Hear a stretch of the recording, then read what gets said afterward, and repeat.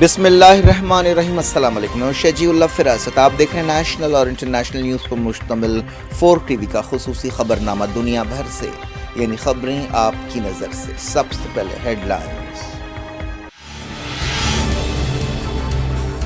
Russian تیل کی قیمت پر مغربی ملکوں کی حد، فیصلے پر عمل شروع ہو گیا۔ ماسکو نے کہا یوکرین آپریشن پر اثر نہیں پڑے گا۔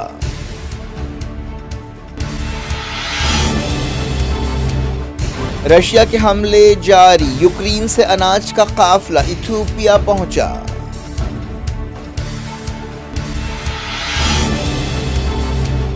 اسرائیلی صدر نے پہلی بار کیا بحرین کا دورہ، شاہ حماد سے ملاقات۔ الوفاق اور فلسطینی تنظیموں نے کی مذمت۔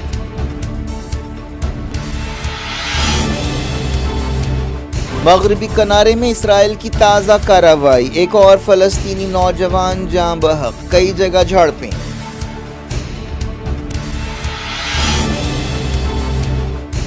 یوم نکبہ کی داستان سنانے والی فلم فرحہ کی نیٹ فلکس پر دھوم، اسرائیلیوں نے کی تنقید، جارڈن فلم کو آسکر لے جائے گا۔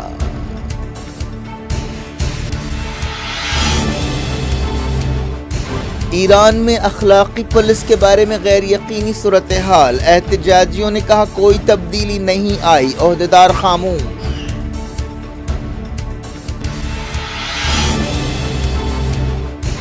انڈیا کی G20 صدارت پر کئی ملکوں کی مبارکباد، مودی نے شکریہ ادا کیا، کہا صلاح مشورے کے ساتھ کام کریں گے۔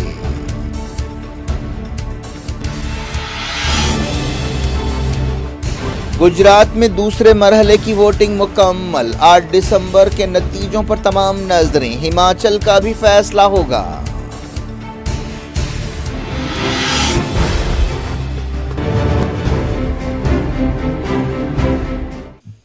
ہیڈ لائنز آپ نے دیکھی، اب خبروں کی تفصیل کی طرف آپ کو لیے چلتے ہیں۔ رشیا کے تیل پر G7، یورپی یونین اور آسٹریلیا کی طرف سے مقرر کی گئی قیمتوں کی حد پر عمل شروع ہو گیا ہے۔ ان ملکوں نے رشیا کے تیل پر $60 فی بیرل کی حد مقرر کی ہے، جس کا مقصد رشیا کی مالی حالت کو کمزور کرنا ہے۔ ان ملکوں کا خیال ہے کہ رشیا تیل کی دولت سے حاصل ہونے والی آمدنی کا استعمال یوکرین جنگ میں کر رہا ہے۔ دوسری طرف رشیا نے کہا ہے کہ وہ اس فیصلے پر عمل نہیں کرے گا، بھلے ہی اس کے لیے اسے اپنی پیداوار کم کرنی پڑے۔ رشیا دنیا میں تیل ایکسپورٹ کرنے والا دنیا کا دوسرا بڑا ملک ہے۔ اس نے کہا کہ وہ اس پابندی کو قبول نہیں کرے گا اور اس شرط پر اپنا تیل نہیں بیچے گا۔ نائب وزیر اعظم الیگزینڈر نوواک نے کہا کہ مغربی ملکوں کا یہ قدم آزاد تجارت کے اصولوں کی خلاف ورزی ہے اور اسے انرجی مارکیٹ میں استحکام متاثر ہوگا۔ انہوں نے کہا کہ ہم اس سلسلے میں ایک میکینزم پر کام کر رہے ہیں، ہم صرف ان ملکوں کو تیل بیچیں گے جو ہمارے ساتھ مل کر کام کرنے تیار ہیں۔ یورپی ملکوں کو تیل اور گیس بیچنا رشیا کی معیشت کے لیے بہت اہم رہا ہے۔ پہلے ہی کئی یورپی ملکوں نے رشیا کی گیس پر پابندیاں لگائی ہیں۔ رشیا نے کہا کہ G7 ملکوں کی طرف سے تیل کی قیمت پر حد مقرر کرنے کا اثر یوکرین میں اس کے آپریشن پر نہیں پڑے گا۔ کرملن کے ترجمان ڈمیٹری پیسکوف نے یہ بات کہی، انہوں نے کہا کہ وہ G7 اور اس کے اتحادیوں کی پابندیوں کا جواب دیں گے۔ ایسٹ یوکرین میں رشیا کے ایک تازہ حملے میں 9 لوگ ہلاک ہو گئے۔ نکوپول، زپاریزیزا اور ریویری ٹاؤنز میں رشیا نے حملے کیے، ایک شخص ریویری ریوا میں ہلاک ہوا۔ یوکرین جنگ کے 285 دن پورے ہو گئے ہیں۔ یوکرین سے اناج کا ایک قافلہ اس دوران افریقہ کے ملک ایتھوپیا پہنچا، جس پر 25,000 ٹن گیہوں لدا ہے۔ یونائیٹڈ نیشنز اور ترکی کی کوششوں سے یوکرین اور رشیا کے ساتھ ایک سمجھوتا ہوا، جس کے تحت یوکرین کا اناج ایکسپورٹ کیا جا رہا ہے۔ اسرائیل کے صدر نے پہلی مرتبہ بحرین کا دورہ کیا ہے اور عرب ملک کے ساتھ تعلقات مضبوط کرنے کے بارے میں بات چیت کی ہے۔ بحرین نے سابق امریکی صدر ڈونلڈ ٹرمپ کے دور میں UAE، موروکو اور سوڈان کے ساتھ اسرائیل کے ساتھ تعلقات قائم کیے تھے۔ اس دوران بحرین میں اپوزیشن شیعہ جماعتوں کے اتحاد الوفاق نے صدر آئزیک ہرزوگ کے دورے کے خلاف احتجاج کیا۔ شاہ حماد بن عیسیٰ الخلیفہ سے ملاقات کرتے ہوئے اسرائیلی صدر نے کہا کہ آپ خطے میں ایک تاریخ بنا رہے ہیں جہاں یہودی اور مسلمان جو ابراہیم کی اولاد ہیں مل کر رہ سکتے ہیں۔ ہرزوگ بحرین کا دورہ کرنے والے پہلے اسرائیلی صدر ہیں۔ فلسطینی تنظیم حماس، اسلامی جہاد اور دوسری مزاحمتی تنظیموں نے اسرائیلی صدر کے بحرین دورے کی مذمت کی ہے۔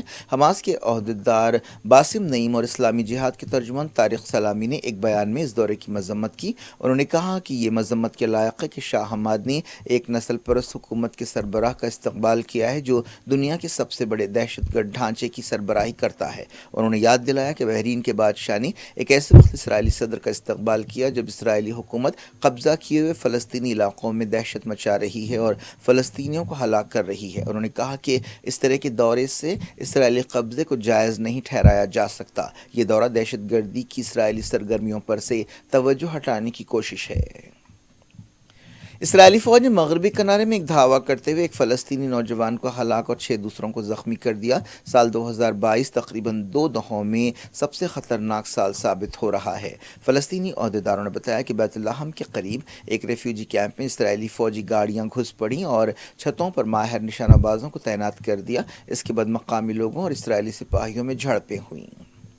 بعض دوسرے مقامات سے بھی یہودی آباد کاروں اور اسرائیلی فورسز کے دھاووں کی خبریں ملی ہیں۔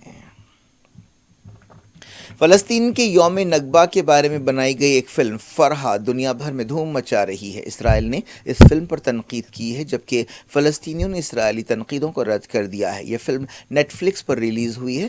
جارڈن کے زرین سلام نے اس فلم کا ڈائریکشن دیا ہے جس میں فلسطین کے ایک گاؤں کی لڑکی کی کہانی پیش کی گئی ہے جس پر اسرائیلی فوج قبضہ کر لیتی ہے۔ اس فلم کو جارڈن کی طرف سے آسکر بھیجا جائے گا۔ فلم فرحہ ایک 14 سالہ لڑکی کی کہانی ہے جس کی آنکھوں کے سامنے ایک پورے فلسطینی خاندان کا صفایا کر دیا جاتا ہے جس میں ایک دن کا بچہ بھی شامل ہوتا ہے۔ یہ لڑکی تعلیم جاری رکھنے کے لیے اپنے گاؤں سے شہر جانا چاہتی ہے لیکن اسرائیلی قبضے کی وجہ سے اس کا خواب چکنا چور ہو جاتا ہے۔ یہ فلم حقیقی واقعات پر مبنی ہے جسے پہلی بار ٹورانٹو انٹرنیشنل فلم فیسٹیول میں 2021 میں پیش کیا گیا تھا۔ 1 دسمبر کو اسے نیٹ فلکس پر دکھایا گیا جسے لاکھوں لوگ دیکھ رہے ہیں اور پسند کر رہے ہیں۔ 1948 میں لاکھوں فلسطینیوں کو بے گھر کیا گیا تھا۔ اسی دن کی یاد میں فلسطینی ہر سال یوم نکبہ یا تباہی کا دن مناتے ہیں۔ یوم نکبہ کے دن جس وقت یہ تباہی ہوئی تھی 7,60,000 سے زیادہ فلسطینی بے گھر ہوئے تھے۔ اس فلم کی کہانی کے ذریعے یوم نکبہ کی حقیقت کو دنیا کے سامنے ایک اثردار ڈھنگ سے لایا گیا ہے۔ فرحہ ایک کم بجٹ کی فلم ہے لیکن وہ دیکھنے والوں کے دل پر ایک اثر چھوڑتی ہے، کیفیت طاری کرتی ہے اور انہیں فلسطینیوں پر ہونے والے ظلم سے اثردار ڈھنگ سے واقف کراتی ہے۔ اسرائیل کی حکومت نے جہاں فلم پر تنقید کی ہے وہیں کئی اسرائیلیوں نے کہا ہے کہ وہ نیٹ فلکس کا سبسکرپشن ختم کر دیں گے۔ اسرائیلی وزیروں نے الزام لگایا کہ فلم میں ایک جھوٹا بیانیہ استعمال کیا گیا ہے اور اسرائیل کے خلاف تشدد کو ہوا دی گئی ہے۔ اسرائیل کے وزیر خزانہ ایویگور لیبرمین نے فرحہ پر تنقید کی اور انہوں نے کہا کہ یہ پاگل پن ہے کہ نیٹ فلکس نے ایک ایسی فلم کو پیش کرنے کا فیصلہ کیا ہے جس کا مقصد جھوٹے دعوے کو پیش کرنا ہے۔ اسرائیلی وزیر نے کہا کہ ہم اس بات کی اجازت نہیں دے سکتے کہ اسرائیلی سپاہیوں کی امیج کو نقصان پہنچایا جائے۔ وزیر نے کہا کہ انہوں نے عہدیداروں کو ہدایت دی ہے کہ وہ جافا تھیٹر کے بجٹ کو واپس لے لے جس نے فلم کو دکھانے کا فیصلہ کیا ہے۔ ایران میں اخلاقی پولیس گشت ارشاد کو ختم کرنے کے بارے میں غیر یقینی صورتحال پائی جاتی ہے۔ خبروں میں ایک اعلیٰ عہدیدار کے حوالے سے کہا گیا تھا کہ اخلاقی پولیس کو سسپینڈ کیا جا رہا ہے لیکن سرکاری طور پر اس بارے میں کوئی بیان جاری نہیں کیا گیا۔ چیف پروسیکیوٹر کے ایک بیان کا حوالہ دیتے ہوئے یہ رپورٹ سامنے آئی تھی۔ اس کا یہ مطلب لیا گیا تھا کہ اخلاقی پولیس گشت ارشاد کو ختم کیا جا رہا ہے لیکن اس بارے میں اب تک الجھن پائی جاتی ہے۔ میڈیا کی ایک رپورٹ میں عہدیدار کے حوالے سے کہا گیا تھا کہ حکومت عوام کی جائز مطالبات پر توجہ دے رہی ہے۔ ستمبر میں اخلاقی پولیس گشت ارشاد کی حراست میں 22 سالہ کرد لڑکی مہسا امینی کی موت پر ایران میں بڑے پیمانے پر مظاہرے ہوئے تھے۔ خبروں میں یہ بھی کہا گیا تھا کہ ایران کی حکومت لازمی حجاب کے قانون کو ہٹانے پر غور کر رہی ہے لیکن اب تک سرکاری طور پر اس بارے میں کچھ نہیں کہا گیا۔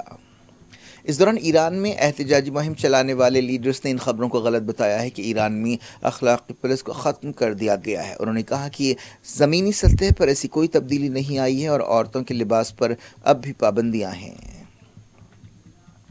UAE کے صدر شیخ محمد بن زائد ال نہیان نے قطر کے امیر شیخ تمیم بن حماد ال ثانی سے دوحہ میں ملاقات کی۔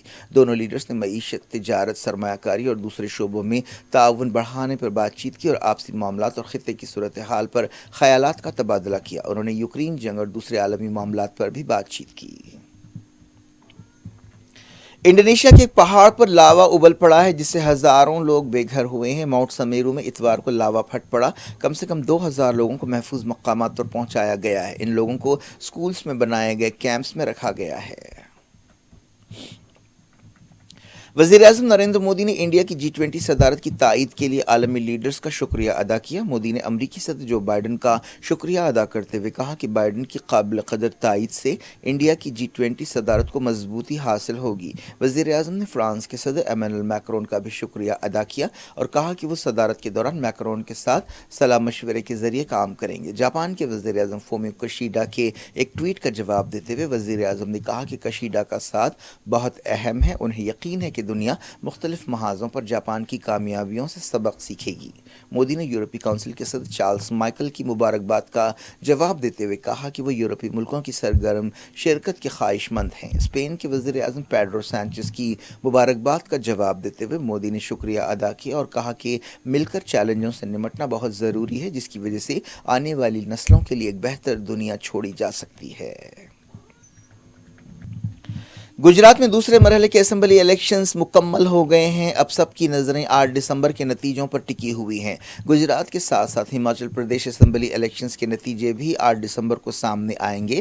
اس سے پہلے 7 دسمبر کو دہلی کے بلدی الیکشنز کے نتیجے سامنے آئیں گے جہاں بی جے پی اور عام آدمی پارٹی کے درمیان سخت مقابلہ ہے۔ ملک کی بعض ریاستوں میں 1 لوک سبھا اور 6 اسمبلی سیٹوں کے لیے بائی الیکشنز بھی ہوئے ہیں۔ 8 دسمبر کو اس بائی الیکشن کے بھی نتیجے سامنے آئیں گے۔ پیر کو گجرات میں دوسرے اور آخری مرحلے کے لیے ووٹنگ ہوئی جس میں 60% سے زیادہ ووٹرز نے حصہ لیا۔ اس مرحلے میں 93 سیٹوں کے لیے 833 امیدوار میدان میں تھے۔ جیسے ہی ووٹنگ ختم ہوئی کچھ دیر بعد ٹی وی چینلز پر ایگزٹ پولز آنے شروع ہو گئے۔ اتر پردیش کے مین پوری حلقے میں بھی بائی الیکشنز کے تحت ووٹ ڈالے گئے۔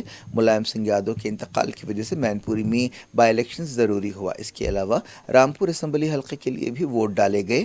ایک ہیٹ سپیچ کیس میں اعظم خان کو قصوروار پائے جانے کے بعد انہیں اسمبلی سے ڈسکوالیفائی کر دیا گیا۔ اس وجہ سے یہ الیکشن ہوئے۔ دوسرے مرحلے میں گجرات میں 14 ضلعوں کی 93 سیٹوں کے لیے ووٹ ڈالے گئے۔ گجرات میں بی جے پی مسلسل 7ویں بار حکومت بنانے کی کوشش میں ہے۔ اس بار کانگریس کے علاوہ عام آدمی پارٹی بھی میدان میں ہے۔ وزیر اعظم نریندر مودی نے احمد آباد میں ووٹ دیا۔ انہوں نے کامیاب الیکشنز کے لیے الیکشن کمیشن کا شکریہ ادا کیا۔ کیا کچھ ہو رہا ہے آپ کی دنیا میں؟ آخر میں ہیڈ لائنز دنیا بھر سے ایک بار پھر دیکھتے ہیں۔ رشین تیل کی قیمت پر مغربی ملکوں کی حد، فیصلے پر عمل شروع ہو گیا۔ ماسکو نے کہا یوکرین آپریشن پر اثر نہیں پڑے گا۔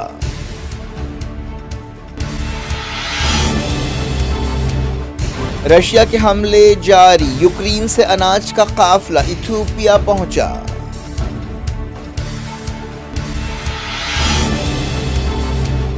اسرائیلی صدر نے پہلی بار کیا بحرین کا دورہ، شاہ حماد سے ملاقات۔ الوفاق اور فلسطینی تنظیموں نے کی مذمت۔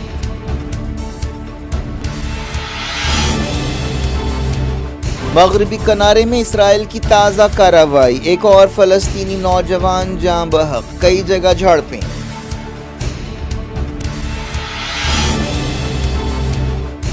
یوم نکبہ کی داستان سنانے والی فلم فرحہ کی نیٹ فلکس پر دھوم، اسرائیلیوں نے کی تنقید، جارڈن فلم کو آسکر لے جائے گا۔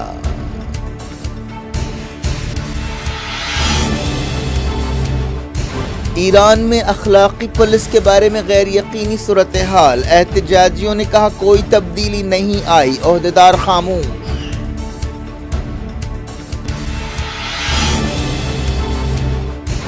انڈیا کی G20 صدارت پر کئی ملکوں کی مبارکباد، مودی نے شکریہ ادا کیا، کہا صلاح مشورے کے ساتھ کام کریں گے۔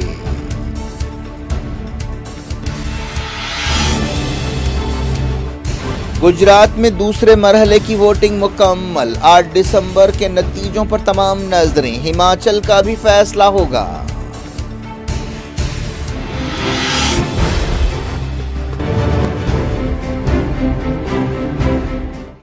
یہ تھی آج کی خبریں. شجی اللہ فراست کو دیں اجازت اور اپنا بے حد خیال رکھیں.